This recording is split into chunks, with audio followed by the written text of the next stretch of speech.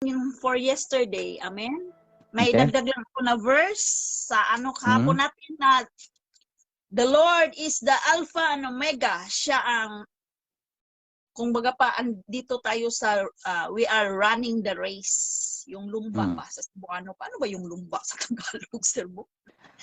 Marathon. Marathon ba? So we are running the race. Running the race. Na meron tayong finishing line.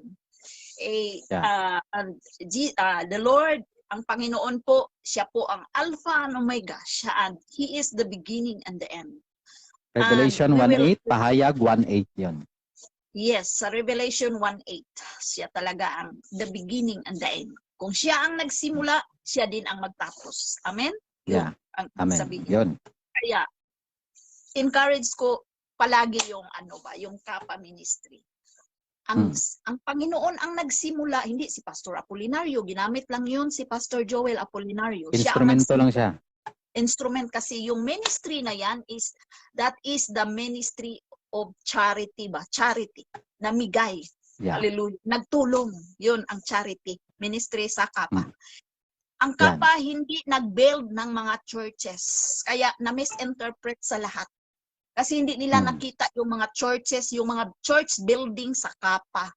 Ang nakita natin sa Kappa is, andyan lahat sa Biblia ang pundasyon sa Kappa, mga kapatid.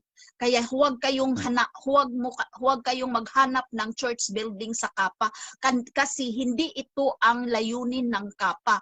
Ang Kappa is a ministry of charity, ministry of giving, ministry of helping. Kaya huwag kayong magsabing, saan ba yung simbahan sa Kappa? Hindi man yung nagsimba man yan ng mga pera. Natural, merong pera dahil po nagtulong. Anong itulong kung walang pera? Diba? Yun. That's true. Kaya mga kapatid, na-misinterpret lang ninyo. Kaya, natin ba? Learn tayo kung ano ba talaga ang totoo sa Kappa Ministry. Kaya, inulit-ulit ko na baya. Ako lang baya talaga, kami lang baya ni Sir Bong ang nagturo sa inyo, ha? Patungkol sa Kappa. Kasi, para maintindihan natin. Kaya, tuwang-tuwa na tayo ngayon, ang Panginoon ang tuwang-tuwa na sa inyo dahil natanggap na ninyo yung totoong Panginoon. Hindi na pira sa Kappa ang tinanggap natin. Yung Panginoon na, yung totoong Panginoon. At yung pira ay, lang yun, mo-follow lang yun. Amen? Hallelujah. Yes. Kaya, galing sa pagpasara ng Kappa, malapit na mag 2 years, ito po ang ipaintindi sa inyo na parang nag-run tayo ng race, parang tayo ng lumba ba? Parang tayo, running the race. Nagmarathon tayo, nagmarathon. Marathon tayo. Pwede marathon. Parang makarating tayo kung isa ka nga sa finishing line. Nagsama ka sa pag-marathon, we are now in the finishing line. Kaya itong verse na ito, ko sa inyo, idagdag natin ito, Sir Bong. Philippians chapter 3, verse 12 to 14. Pressing on toward our goal. Hallelujah. Pressing on. Sabi ni Apostle Paul sa Philippians. Philippians 3, verse 12. 3, verse 12 to 14. Ito ang dagdag na ko ngayon, verse. Hallelujah. Praise God. Hallelujah. Okay. Yung pahayag, yung Revelation 1:8 na post na rin natin yan sa page natin, ha. Okay. Ngayon, mga Bible verse natin, din na po natin yan. Yes, 3:12 to 14. Ayan. Yeah. Okay, hold on. Medyo, umiikot yung 12 to 14. Ito yung sinasabi dito, magpatuloy hanggang makamtan ng gantimpala. Pang-12, ito yung sinasabi, thank you Lord for your word. Hindi ko sinasabing nakamtan ko na ang lahat, o kaya'y naging ganap na ako sa halip, patuloy akong nagsusumikap para makamtan iyon dahil ito ang layunin ni Kristo Jesus nang tawagin niya ako. Pang-13, mga kapatid, hindi ko sinasabing naabot ko na ang ganap na buhay, ngunit ito ang ginagawa ko ngayon. Kinakalimutan ko na ang nakaraan at pinagsisikapan kong makamtan ang nasa hinaharap.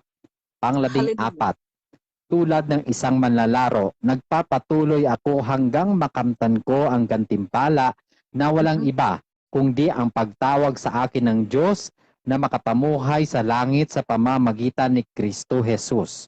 Amen. Amen. Ito po ang message natin ngayon mga kapatid. Dagdag ko lang kasi we are running the race, no? Yes. Naglumba tayo ba? At yung pag-serve natin sa Panginoon ngayon mga kapatid, sabihin ko kayo mga Kapa members, at the moment na receive natin si Jesus Christ sa ating mga puso, patuloy na tayong mag-serve sa Panginoon. No turning back na ha? Kasi we will turn from our wicked ways. We will turn 180 degrees. Kung saan tayo nang galing dati sa masamang gawain. Ngayon, ni turn from the wicked ways na po tayo. At the moment na born again tayo mga kapatid, ito na po ang step na na tayo sa marathon. Hallelujah, marathon. Hallelujah. Yun, ito po ang race na sinamahan natin hanggang sa finishing line.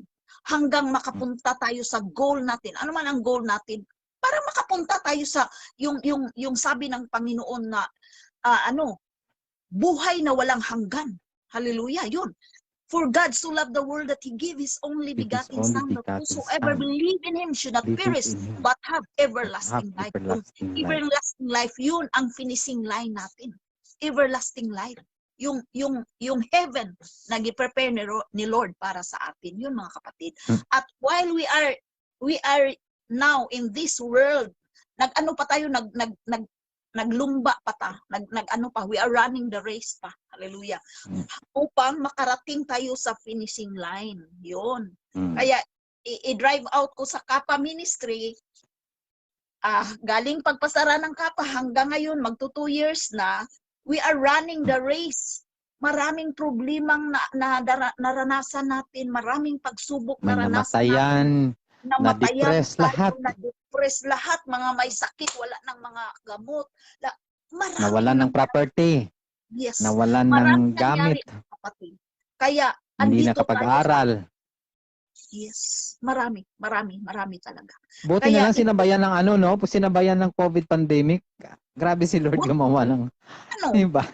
Gawa na lang yan ng Panginoon, Sir Bong. Kasi sumabay sa agos. Grabe talaga. Parang kaya ang Bible nagsabi, nakalimutan ko lang, all things work together for good to them that love God, to them who are called according to His purpose. Kaya may plano ang Diyos. Sinabi ko na dati, may plano ang Diyos. Kumbaga plansado na lahat sa Panginoon, mga kapatid. Hallelujah. Kaya, di ba? Sinabi ko, kung hindi nakulong si Founder, hindi na born again si Bong Kagape. Hindi na born again si Alan. Hindi na born again si John Lee. Walang man of God, walang Alpha and Omega na nabuo. Walang nabuo. All things work together for good. Planado lahat sa Panginoon kasi may purpose. May purpose si Lord. Yun.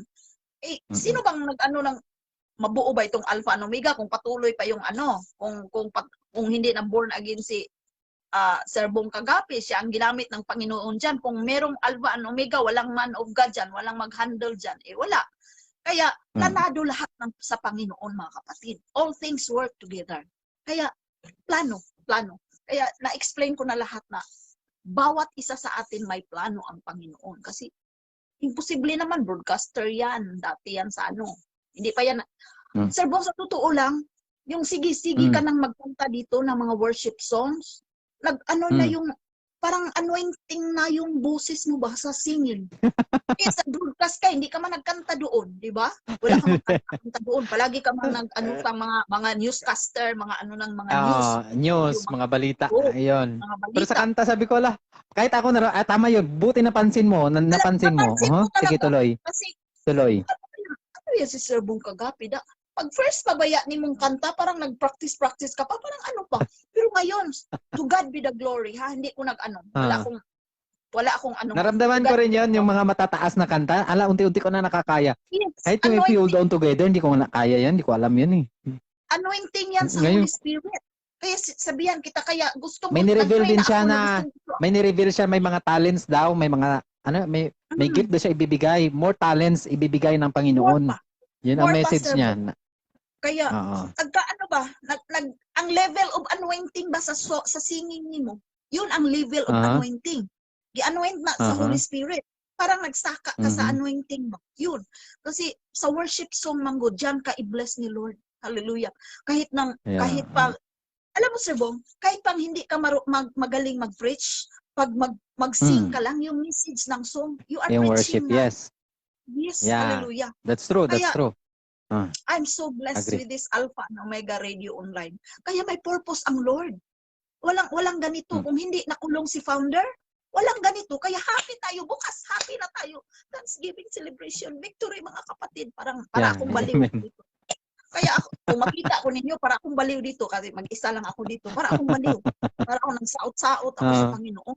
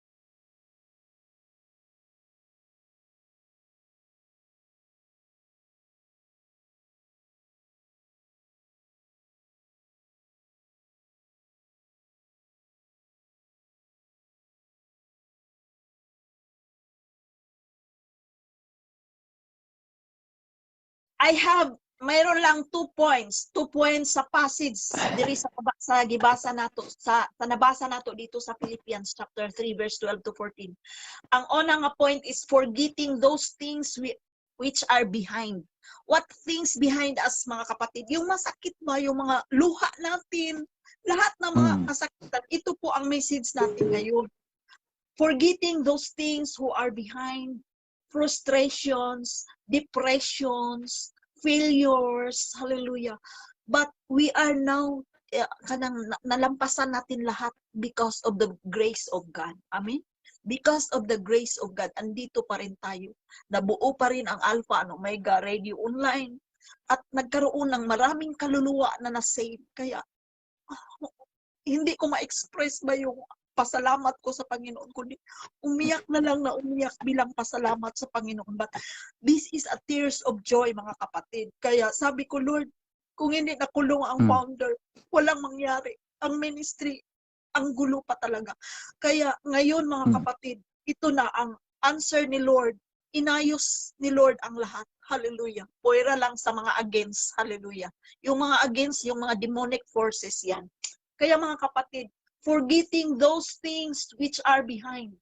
Our frustration sa ministry, our depression sa ministry na nangyari, mga failures na nangyari, mga kapatid. Kaya ito na ang answered prayer. Napakasarap mag-serve sa Panginoon. Kaya mga kapatid, hindi tayo mawala ng pag-asa. Kaya si Lord, meron tayong hope sa Panginoon. At ngayon na, meron na, and dito na tayo sa finishing line. Kaya sabihin ko kayo, hindi siguro ninyo maintindihan lahat, pero naintindihan ng Panginoon yung feelings ko, yung feelings ni Sir Paul. Kaya umiyak kami dahil naintindihan ng Panginoon yung feelings. Kaya hindi kami baliw kasi nabaliw kami dahil sa Panginoon ba na grabe dili ko ma-express ba yung pangyayari at hindi natin ma-express ba yung answer ni Lord. So, para sa akin wala akong words na ma-express ba kundi na lang yung luha na lang ang mag-express na tears of joy ba. Yun na lang talaga mga kapatid. Kaya hallelujah, no worry mga kapatid. Kaya kung sabayan nyo yung mga prayers, yung mga thanksgiving, celebration, lahat ng prayers natin, answered prayer na tayo. Kaya Praise the Lord. Salamat sa Panginoon. Kaya itong mensahe na ito ngayon, forgetting those things which are behind. Nang labay na yun. Nangagi na kung sa Cebuano pa. Niagi na to. Yeah. Past for almost Past 2 years, na, past. niagi na ang mga kasakit, di ba? Niagi na ang mga kalisdanan nga. Halos wala na tayong makain. Hallelujah. Alam ko man. Alam ko, gusto ko Napagdaanan magtulong. natin lahat yun. Yes. Napagdaanan natin. Kaya, we Nawalan are so finances, blessed. pagkain, lahat, pero lumaban pa rin, di ba? Yun lang naman. Yes. We are so blessed by God. Hallelujah. Kung hindi pa tayo nag-endure sa Panginoon, kung hindi tayo nag-ano sa prayer, walang mangyari, mga kapatid. Hallelujah. Kaya nandito na tayo sa finishing line because of the grace of God sa ating mga buhay. Hallelujah. Kaya 2 points po ito, mga kapatid, forgetting those things which are behind, frustrations, depressions, failures, lahat ng mga trials. And then, second point is reach forth those things ahead of us. Kung baga pakabuton natin yung mga bagay ba nga kanang ahead sa atin ngayon, yung mga bagay, yung mga desire natin, kasi andito na tayo, we are running the race of God. Hallelujah. Amen. By His grace, sa grasya sa Ginoo, mga kapatid. Pero sa sarili natin, hindi natin yun maabot. Hindi natin maabot yung mga pangarap natin kung wala ang grace ng Panginoon. Hallelujah. Kaya nagkaganito tayo because of the grace of God. Yes, Lord. Hallelujah. Thank you, Holy Spirit. Because of the work of the Holy Spirit, mga kapatid. Kaya happy ako. Pinaglaban ko talaga ang mapa. Kasi alam ko na sa Panginoon talaga ito. Kaya happy ako. There is joy in the presence of the Lord. Kaya there is tears of joy, mga kapatid. Mag-smile ko na mag-iyak. Hallelujah. Kaya parang ano ba? Amen. Parang hindi ko ma-express kung ano. Kaya kung hindi nakulong ang founder, wala ding mangyari, walang mga kaluluwa na mag-receive sa Panginoon. Kaya Na happy ako. magbago, na mag-born again, Isang wala. kaluluwa Oo. na mag-repent, mga kapatid. Mag-fista ang angel sa heaven. Yun ang Yeah. nasa Bible yan, nakalimutan ko. Bible yan. Isang kaluluwa, isang tao na mag-repent. Yung angel mailigtas, sa heaven, mag-repent yan. mag-feast. Maghimo sila. Palakpakan yan sila. Fiesta. Hallelujah. Yun. Yeah. Kaya, Pag walang nagbagong buhay, malungkot din sila doon. Yes. Ano din sila doon? Parang nagluluksa. Kaya Pag ano, ang ako mga ba, tao masasama. makaiyak lang ako kasi pay the price talaga ang founder. Kung hindi nakulong si founder, wala rin ma-born again. Kasi wala maano. Yeah. Kaya maraming na born again sa life na nakulong siya, pay the price siya. Kaya plano yan ni Lord. Plano yan. Kaya parang ano ba? Para lang tayong parang hindi ko maintindihan. Pero naintindihan ko ang way ni Lord. Hallelujah. Yun, mga kapatid. Forget the things behind us. Kasi ang mga masakit ba, hindi na tayo mag-murmur sa government. Wala na. Ako, gi-impress na ako ni Lord. Wala na yun. Tanggalin natin yun. Kasi minsan mag-emotion ako ba, gobyerno sa Pilipinas, no? Pero gi-impress, gi-ano ako ni Lord. May revelation si Lord sa akin, huwag kang magalit. Huwag kang magalit kasi andito na kayo sa finishing line. Victory ang binigay ko sa inyo. Sabi ng Lord. Hallelujah. Kaya, I think 2 weeks ago na rin yung sinasabi ng Holy Spirit ng Panginoon na floodgates of heaven was open already and He's ready to pour out His blessings for us. Yes. Kapa talaga ang ano niya, yung pinaka-word niya. Yes. Kala ko nga sa dream ko lang, kaya kinukwento ko lang yan sa mga malams natin eh. Sabi ko, bakit ito pinapakita sa akin?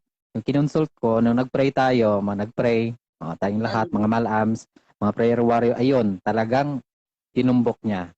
Mag-joy kayo. Kaya, there is joy dahil in the presence open of na the yung door. There is joy, joy in the presence of the Lord. Hallelujah. merong song yan, praise songs. Hallelujah. Kaya there is joy in the presence of the Lord, mga kapatid. Hallelujah. Minsan, umiyak man tayo, pero tears of joy ba? Na hindi mo ma-express ang pagpasalamat sa Panginoon kung paano niya ni-rescue tayo sa kahirapan. Paano tayo ni-rescue sa lahat ng mga pagsubok. Kaya yung mga nag-suicide ba, hindi lang sila nakahintay. Yun lang. Kasi pag may dati siguro pag andito na yung Alpha and Omega, siguro walang magpakamatay, Hindi wala nangyari. siguro mag-suicide, hindi mangyari. Wala Matagal-tagal pa na man. rin bago nakabalik yung Alpha eh. Yes. Matagal pa. Sige lang, all things work together for good. So, ang Yes. pasalamatan ko talaga kay Lord, maraming kaluluwa na nag-receive kay Jesus Christ. Yun lang. Nung pagkakulong ni Founder, maraming kaluluwa nga nag-receive kay Jesus. Yun lang. So, I tell you, ang pagkakulong ni Founder is pay the price. Kung hindi, sa totoo lang, Amen. kung hindi Agree ginakulong si ako. Founder. Sobrang agree. Number one, si Sir Bong kagabi, Patotoo na kami dyan. mag-broadcast pa lang yan, ang mag-broadcast kung saan-saan yung network yan. Pero andito siya Baka sa network na ako. dahil may plano ang Lord. So andito nabuo ang Alpha and Omega Radio Online. The Alpha and Omega, the beginning and the end. Ang Lord, si Lord ang nagsimula at si Lord din ang magtapos. Kasi ministry ito. Hallelujah. Amen. Praise God. Yan lang yung tandaan natin. This is Sir ministry. Hindi ito investment. Yan tandaan natin. Hindi investment. Ministry of charity. Charity means pagtulong, pagbigay. Kawang-gawa. Ayun, Hallelujah. pagbibigay. Kawang-gawa. Yan ang ano nila. Pagbibigay. Charity, not only material things given, but also pagbigay ng spiritual encouragement, pagbigay ng sa mga kaluluwa. Kaya yung kapa is both spiritual and material. Sa mga kaluluwa, nag-feed sa mga kaluluwa natin at nag-feed sa mga physical natin. Yun ang kapa. That's true. Doon ako na. Hallelujah. Kaya mga kapatid, wala man din akong time, Sir Bong. So, bukas na naman. Closing prayer na lang tayo. General mo na lang, general. Yes, general. Sige, mag-pray na ako. Bukas na naman. Until Thursday ako. Hallelujah. Salamat sa Panginoon. Kaya, mga kapatid, i-challenge ko kayo magpasalamat na lang kayo. Kahit hindi kayo marunong mag-pray ng mataas, pasalamatan ninyo ang Panginoon na andito na Panginoon, tayo. Bukas, direkta sa Panginoon, ganon, gawin niyo. Dismiss na lahat bukas makalabas na si Founder. Amen? I-declare ko na lang. Yes. Amen. So, magpasalamat na tayo. Lahat ng nanood ngayon, lahat ng nakarinig ngayon sa broadcast na ito, pasalamatan na natin ang Panginoon. Hallelujah. Amen. Praise God. Kasi parang i-clear na natin kasi andyan na. Andyan na. Yes. Okay? So, mga kapatid, mag-pray tayo.